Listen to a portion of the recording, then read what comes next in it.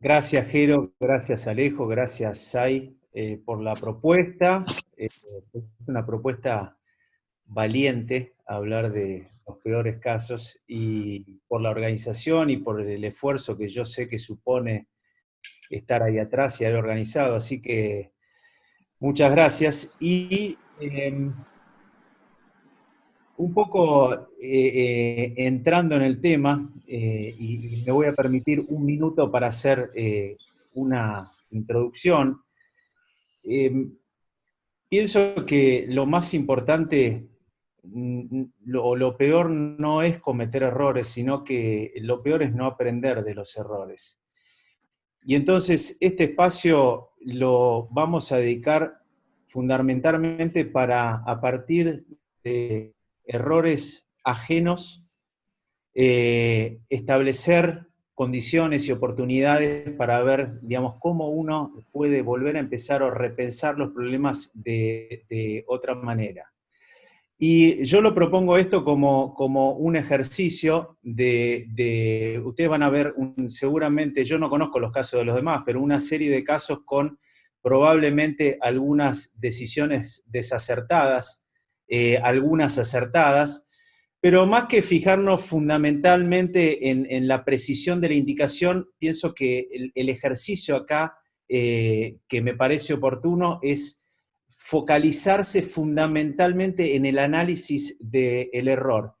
Y entendiendo, por lo menos yo, que si nosotros, dependiendo de cómo tomemos el error, podemos tener un maestro permanente, porque a partir de nuestro último error siempre va a haber algo que nos enseñe.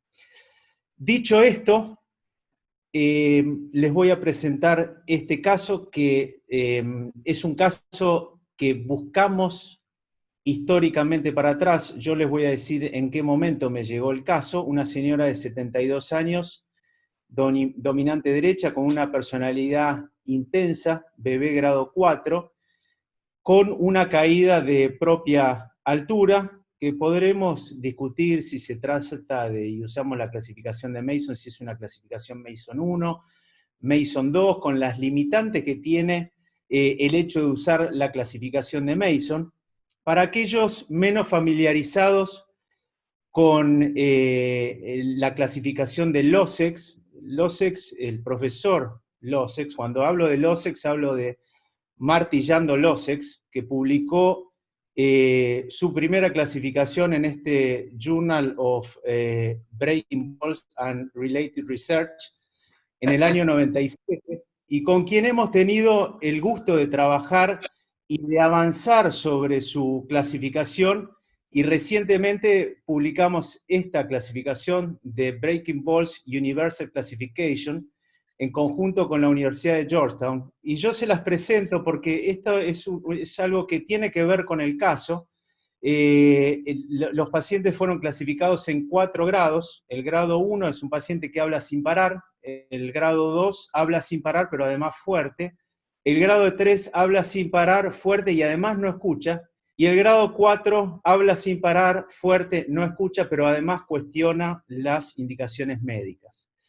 Yo les sugiero usar esta clasificación, ha probado ser universal, reproducible, intra e interobservador, y algunos de los miembros de nuestro equipo ya las usan hace un rato, y pienso que probablemente esta clasificación se haga extensiva. Pero entonces, para enmarcar el tipo de paciente del que estamos hablando, 3 meses después, esta señora llega con esta radiografía, donde vemos un retardo de consolidación evidente a nivel del cuello de su cúpula radial. Y entonces me pareció, antes de adentrarnos en el caso, y algunas de las cosas que nosotros hemos aprendido y que yo quisiera compartir con ustedes, Antonio Machado decía que lo que se ignora se desprecia, y hay algunas cosas que tienen que ver con cómo va a continuar el caso. Y lo primero que me gustaría compartir a ustedes es esta publicación de Hausmann, que analizó 14 fracturas tipo Mason 1, en donde en 9 de ellas observaron lesiones de ligamento interóseo, o esta otra publicación de CAS sobre 46 casos, ¿qué pasa? Que no pasa, perdón, y sobre 17 fracturas tipo Mason 1 en 11 hallaron lesiones asociadas fundamentalmente y curiosamente del ligamento colateral lateral y a nivel del capitelum. Con lo cual, la visión general que hoy se tiene o se debiera tener sobre estas fracturas es que verdaderamente se trata de lesiones mixtas. Y este trabajo me parece muy interesante, este trabajo más reciente en el Clinical Orthopedics, sobre una cantidad grande de casos, de 100 casos de fracturas, digamos, aisladas de la coronoide y de la cúpula radial o en casos combinados, cuando vemos que en los 22 casos de cúpula radial en el que se pudo hacer una resonancia, vemos que prácticamente el 70% de las fracturas aisladas de la cúpula radial tienen una lesión asociada al ligamento colateral medial. Y es importante destacar para aquellos que estén menos familiarizados que la vascularización de la cúpula radial es análoga a la de la cabeza femoral. Seguramente Carlos nos pueda dar más detalle después, pero simplemente decir que en general la irrigación, tanto intraósea como extraósea, puede ser tenue y que una fractura a nivel del cuello puede generar una deprivación de la irrigación de la cabeza. Y eso es lo que explica David Ring en este trabajo en el cual nos dice fundamentalmente que la consolidación de las fracturas del cuello y la cúpula pueden progresar hasta el año y que además normalmente son poco sintomáticas. Y fíjense lo que dice.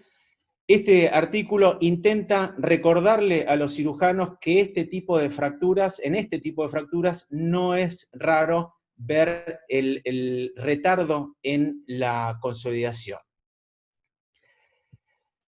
Entonces, volvemos al caso y uno mira las radiografías y habiéndoles contado lo que les acabo de contar, probablemente si esta señora llega a los 3 meses, vuelvo a decir que yo todavía no era paciente mía acá, pero cuando vuelvo a ver, probablemente lo más prudente hubiese sido esperar. Pero acá es donde entra y toma protagonismo el grado de clasificación del LOSEC con las 4 cruzos del bebé. Y probablemente el cirujano, y esto es una de las cosas que a mí muchas veces me gusta analizar, se haya sentido o comprometido a tomar algún tipo de acción a los 3 meses. Y entonces probablemente se planteó estos 3 tipos de escenarios que nosotros vemos acá, donde el tratamiento elegido fue ponerle una prótesis de cúpula radial. Al poco tiempo, la paciente comienza con dolor, se observa un aflojamiento de la cúpula y la infección. Esperen que los quiero sacar de acá, ahí está, porque si no, no me veo. Entonces, erosión articular, etcétera, y simplemente para aquellos que podemos llegar a considerar el reemplazo de la cúpula radial como un procedimiento fácil y sencillo. Fíjense en este metaanálisis que incluyó 30 trabajos, más de 1000 prótesis. Fíjense que el retiro de la cúpula se da en más de un 10% de los casos a los 2 años, donde los índices de aflojamiento e infección ustedes los tienen ahí, y recordar que las causas de retiro o revisión más frecuentes a los 2 años son las osificaciones heterotópicas y las rigideces. Y nombrarles en este trabajo muy interesante que muestra que la artroplastía por resección de las fracturas de cúpula radial, esto con 17 años de follow-up, tiene un porcentaje de resultados buenos y satisfactorios altísimo, del 96%. De tal manera que, volviendo a la cúpula, tenemos que inicialmente, tal vez, producto de la desinformación o de la presión ejercida por la propia personalidad de la paciente, se haya decidido actuar en algo que eventualmente se podría haber esperado, y la bibliografía da sustento para eso, y una vez elegido el tratamiento, quizás se fue por un camino en el cual el cirujano debiera saber que estaba más predispuesto a tener complicaciones que si hacía una artroplastía por resección. Lo concreto, y esto todo es información recabada a través de la propia paciente, es que a esta señora se le sacó la cúpula, se le hizo el tratamiento antibiótico correspondiente y se le colocó una prótesis total de codo, que ustedes pueden ver ahí. ¿Qué hay? Yo sé que atrás de mi pantalla hay un montón de gente joven, un montón de traumatólogos generales, un montón de gente que está en formación, y hay, dependiendo del servicio donde uno trabaje, hay dogmas que a veces se sostienen en el tiempo, y uno de los dogmas, por lo menos cuando yo hice la residencia, que en un codo infectado no había posibilidad de poner una prótesis. Sin embargo, esta publicación, seguramente del grupo que más experiencia tiene en lo que es prótesis de codo en el mundo, que es la gente de la Clínica Mayo y Bernard Murray, hace esta publicación ya por el año 99 con 10 casos con previa infección, en donde él relata cómo 8 de esos 10 casos estaban libres de infección al follow-up. Y este es el resultado en el mediano plazo de esta señora. Creo que, según ella relata, al mes y medio comienza nuevamente con dolor, y acá entonces ya empezamos a ver signos de infección, aflojamiento protésico y además pérdida progresiva del stock óseo. Y entonces este es el momento donde la señora que ustedes pueden ver ahí, 72 años, les recuerdo, dominante derecha, con dolor importante, 8 cirugías previas. Ella relata que su miembro superior derecho es inútil, además presentaba hipoestesia del nervio cubital, y esto es como la señora nos ve a nosotros, con este espaciador de cemento, y fíjense que debía sostenerse la mano para poder colocar la mano en el espacio. ¿Qué hicimos nosotros? Una toilette inicial, retiramos ese espaciador para tener certeza propia de cuál era el campo de acción, cuáles eran o no los gérmenes. Pusimos un nuevo espaciador con cemento con antibióticos, los cultivos fueron negativos, el laboratorio no había nada que comentar, y hicimos, por supuesto, la interconsulta del caso con la gente de infectología. Quiero que se fijen en la foto que tienen a la izquierda proximal del húmero, ya como lo finita de esa cortical, que además está fracturada, ¿no? Y entonces, frente a esto, muchos, o los que estén menos habituados con este tipo de pacientes, se preguntarán, digamos, ¿qué posibilidad hay de volver a poner una prótesis en un caso que ya tuvo una prótesis, o dos prótesis que tuvieron infectada? Y el mismo grupo de la Clínica Mayo da cuenta de estos 29 casos, de los cuales 21 con preinfección, artroplastía por resección y conversión a 72 meses. 21 de esos casos habían curado su infección, y cuando uno revisa las revisiones sistemáticas, vemos que, para tener presente, el 42% de estas infecciones en el codo en general se las lleva el Staphylococcus aureus, y donde la cirugía en 2 tiempos puede ser efectiva a pesar de la infección en el 80% de los casos. Esta es la cirugía que realizamos. En mi caso, por suerte, tengo la fortuna de tenerlo a Carlos en la puerta de al lado y poder golpearle la puerta para enfrentar este tipo de casos y lo pensamos en forma conjunta, y entonces lo que se decidió es poner una prótesis de revisión de codo, pero sobre todo había que darle sustento mecánico a esa prótesis, por eso usamos halo injerto. Esto digo yo porque lo va a repetir Carlos seguramente, que tiene mucha experiencia. No conseguimos halo injerto de costilla, que es lo que a él le gusta poner en el cúbito, sino un peroné y un húmero, y ustedes ven las fotos intraquirúrgicas. Este es el resultado inmediato, el resultado en el mediano plazo, y esta señora en el follow-up notamos que tenía un déficit de extensión, y voy a volver entonces ahora atrás a un dato no menor en un país en desarrollo, en el mejor de los casos como el nuestro. Esta prótesis, digamos, estas prótesis de revisión que se utilizan muy poco en nuestro medio, vienen de una sola medida, y además uno tiene que poner este tipo de prótesis sin tener prótesis de prueba, de tal manera que cuando cementamos la prótesis, sobre todo el componente del cúbito debió haber avanzado un poco más, pero eso lo notamos una vez que ya habíamos puesto la prótesis, habida cuenta de que no habíamos tenido prótesis de prueba.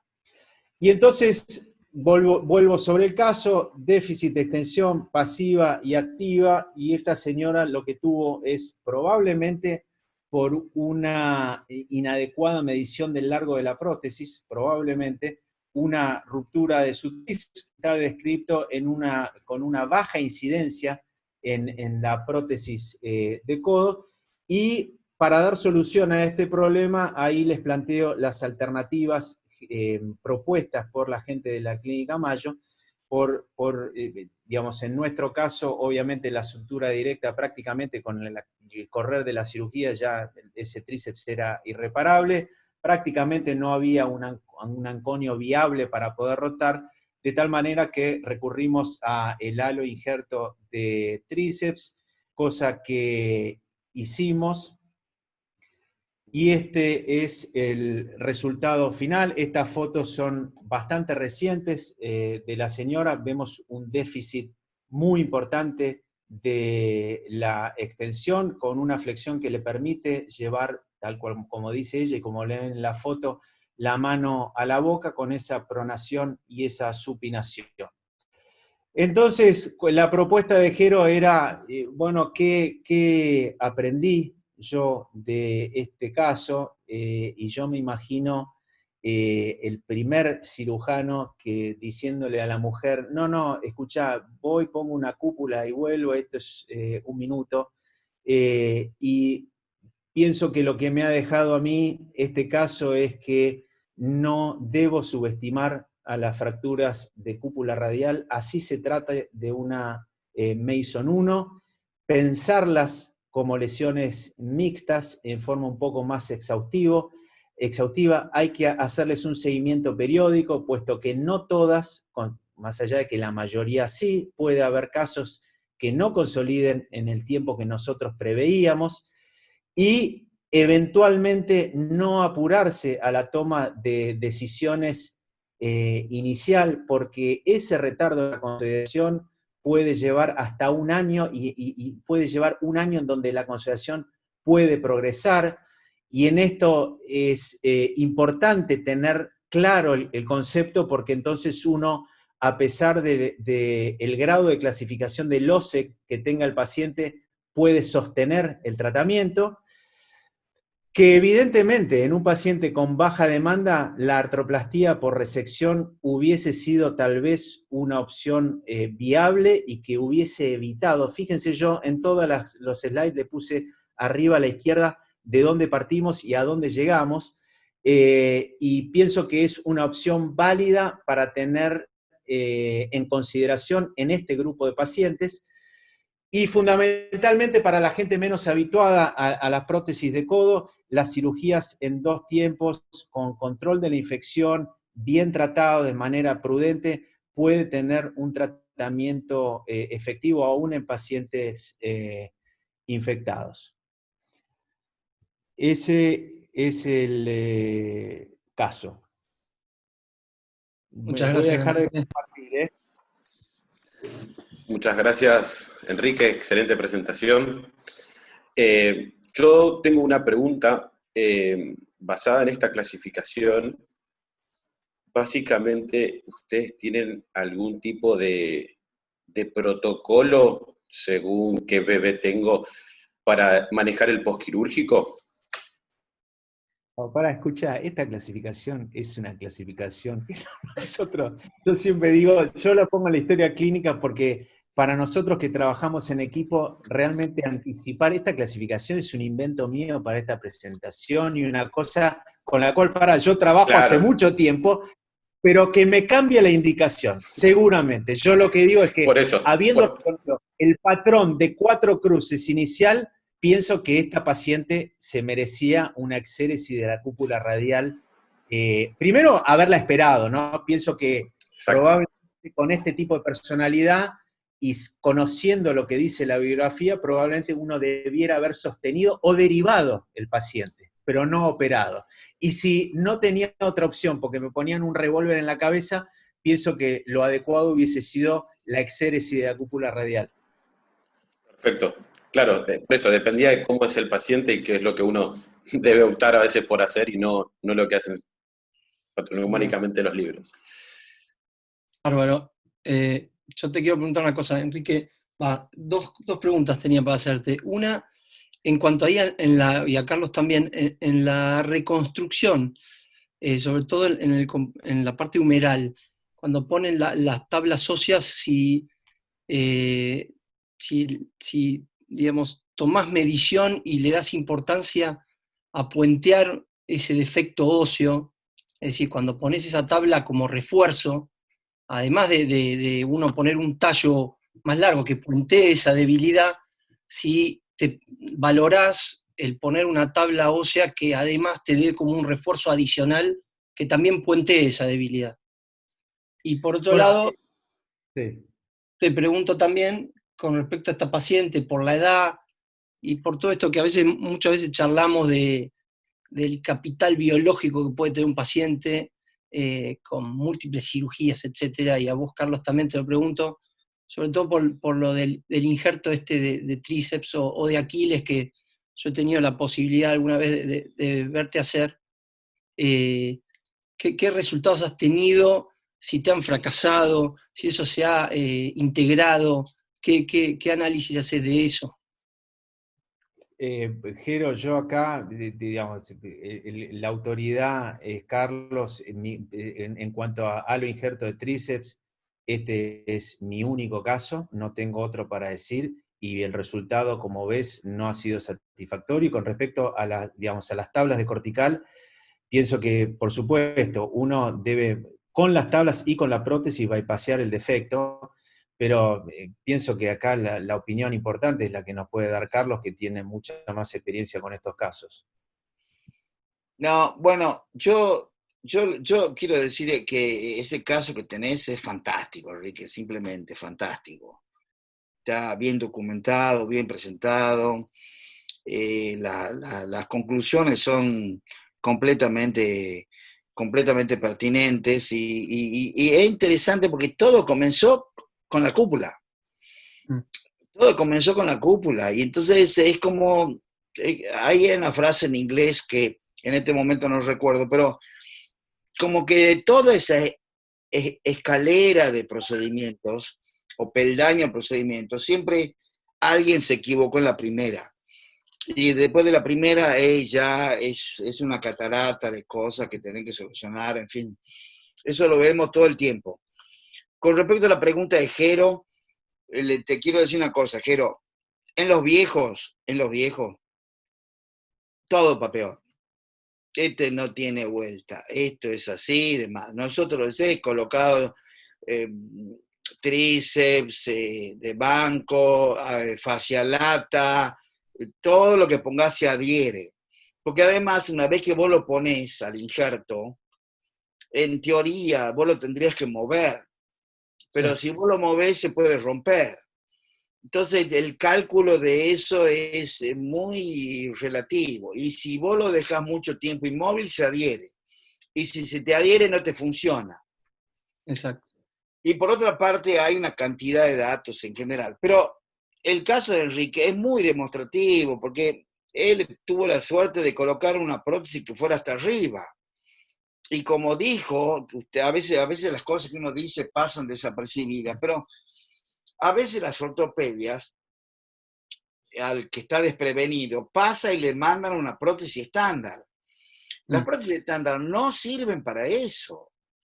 Te metes en un lío porque el vendedor te dice, sí, doctor, esta es la prótesis, que sé yo cuánto, y dice, a ver, ¿de cuánto es la prótesis? Y si la prótesis del vástago humeral no tiene por lo menos 19 centímetros, es porque sin duda ninguna no es una prótesis revisión. Porque ustedes acuérdense que el húmero tiene 30 centímetros de promedio y tiene que cruzar por lo menos la línea media. Si ustedes colocan la prótesis más cortita, siempre se van a quedar a mitad del camino. En fin. Claro. Acá, Carlos, simple agujero, veo que está Hugo Cenes conectado y que pregunta qué lugar tiene la artrodesis en estos casos.